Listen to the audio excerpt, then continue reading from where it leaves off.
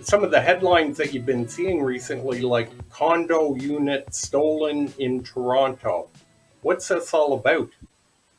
Yeah, well, the situations that were in the news in Toronto were ones where the owners of the property weren't actually living there.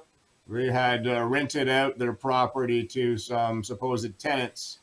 Those tenants turned out to be fraudsters. So what the tenants did is they stole the identity of the landlord, of the actual owner, and impersonated them, and then they put the property up for sale and sold it to an unsuspecting buyer and then disappeared with the money. So that is something that we don't see very often.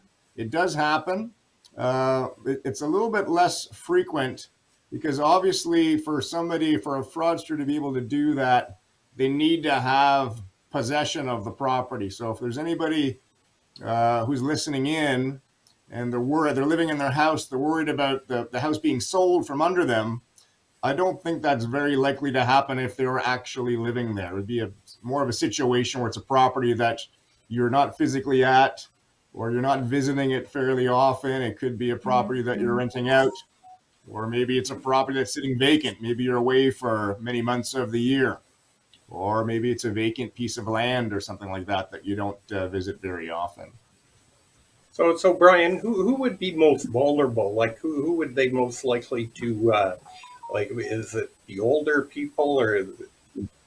Yeah, well, for a title fraud where the property is actually being sold to some unsuspecting buyer, I suppose it would be anybody who's got some property where they're not actually at the property or not checking up on it on a regular basis. So again, it'd be people who have rented it out to some new tenants, or some people who are have their house sitting empty for a number of months a year. Let's say they're gone for 6 months of the year during the winter or something like that, and it's sitting empty. Although that perhaps is a little less likely because, again, anybody who is stealing the title for the purpose of selling the property needs to have access to the property and control over it as well. It may be also easier for a fraudster to do that in a neighborhood where the neighbors don't really know you or know what's going on with the property. So a little bit more of an anonymous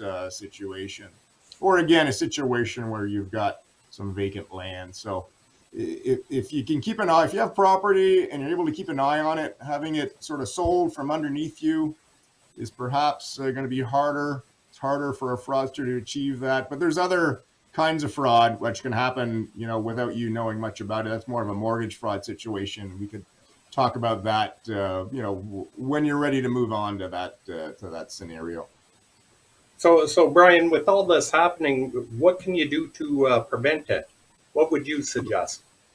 Yeah, well, the cornerstone of these frauds is basically having your identity stolen. So if you can avoid having your identity stolen, then these frauds are not going to happen to you. And there's all sorts of websites that help you with that.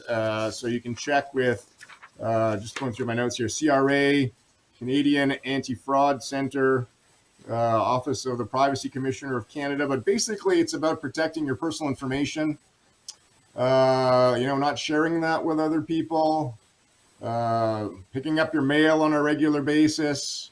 You need to worry, if you've moved or something like that, having your mail forwarded. What you don't want is sort of new driver's licenses, new IDs, going to an old address and somebody else is picking them up. Or even throwing stuff in the garbage. It may be better if you have personal information to shred it rather than just throw it in the garbage, because people have been known to steal your garbage, go through your stuff, and get your information that way. And again, I suppose there's lots of ways where you can have your identity stolen just from being involved in the internet and just sort of being, a victim of phishing schemes and stuff like that. Now, would title insurance would that help you in this case? Yes, it would. If you have title insurance for your property, you're going to be protected against fraud. So if the house is sold from underneath you, then the title insurance company would step in and try to get your property back for you, or at least the money. It would probably involve having to go to court. If you're the unsuspecting purchaser, who didn't know they were buying from a fraudster, then you probably got title insurance as well, and your title insurance would get you your money back.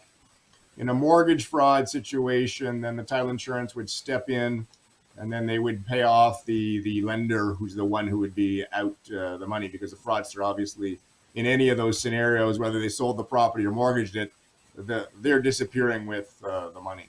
And on the subject of title insurance, if you already own a home, there's a very good chance that you got title insurance when you bought it.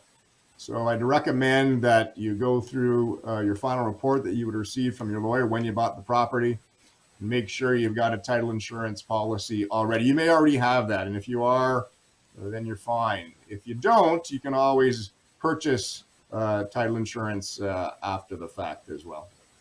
So you can get it. You've had your home for a long time and it's paid off. You can go in and get title insurance at that time. Yes, if you don't already have title insurance, you may already have it. Title insurance has been around for a long time, and I've been doing real estate for over 20 years, and it's basically used in almost, with very few exceptions, in almost every transaction when you're buying a property. So if you've bought in the last 20 years or so, or even further back in the past, there's a good chance you already have a policy. And the policy that you have is a policy that would last as long as you own the property. So you would have only paid the premium once when you bought it. It's not an insurance where you have to pay every year. So you may have this insurance from when you bought, you may have paid for it and not realize it because there's no annual premium or annual reminder. So the exercise is going back into your papers from when you bought and making sure you've got a policy. If you're not sure, maybe calling up the title insurance company. And again, but if for whatever reason you never got title insurance, you can get it after you've purchased the property. So Brian, as a homeowner who's owned my home for 30 plus years, if I go back and look at my papers and don't find anything like that, and I'm not sure how long it's been around, I think you mentioned over 20 years, right? What would an approximate cost for a homeowner such as myself or anybody out there that has a home that's been around for 30 years or so and they wanted to add that now? Yeah, if you didn't have it, or they can't, or you can't find it, I guess that's the same thing as not having it, right? Because you don't know where to start if you do have a claim. So to buy a new policy now really depends on the value of the home and whether it's mortgaged. But let's if the value of the property is, let's say, $500,000 or something like that, there's no mortgage, you probably expect to pay around $300 or so. It's $1 million property, maybe a bit more, maybe $500, $600, $700, $800, something like that. If you're looking at a couple $1,000,000, it'd be more expensive, but it would be, I would say, from a few $100 to several $100, for most of us who have, average homes. Sounds like money well spent. For sure, just for the fraud. Like when you buy, Yeah. it covers you for other stuff aside from the fraud, but Yeah. just like it'd be worth buying just for the fraud alone, in my opinion. Yeah. Well, March is Fraud Prevention Month, and it's probably a good topic. And there are so many scams going around these days. I get emails constantly, and they're phishing emails and whatnot. And you got to really be careful and protect yourself. So could be one way to help out from a home ownership point of view. So my name is Brian Wilson. I'm a lawyer here in Ottawa. I've been practicing law for coming up on 25 years. I do mostly real estate transactions. So that's people either buying a house or selling a house or mortgaging a house, a little bit of commercial real estate, some wills, some estates, and some small business matters like people starting a business or incorporating a company, that kind of thing. But I would say real estate is the thing that I do the most of. It's probably a good 70% of what we do, and so we focus in on that, and that's what we're most competent at, I would say. Find me on the internet, brianwilsonlaw.ca. You want to see me in person, it's 2053 Meadowbrook Road. It's in the East End, right across from the Pineview Golf Course, not too far from the Gloucester Centre.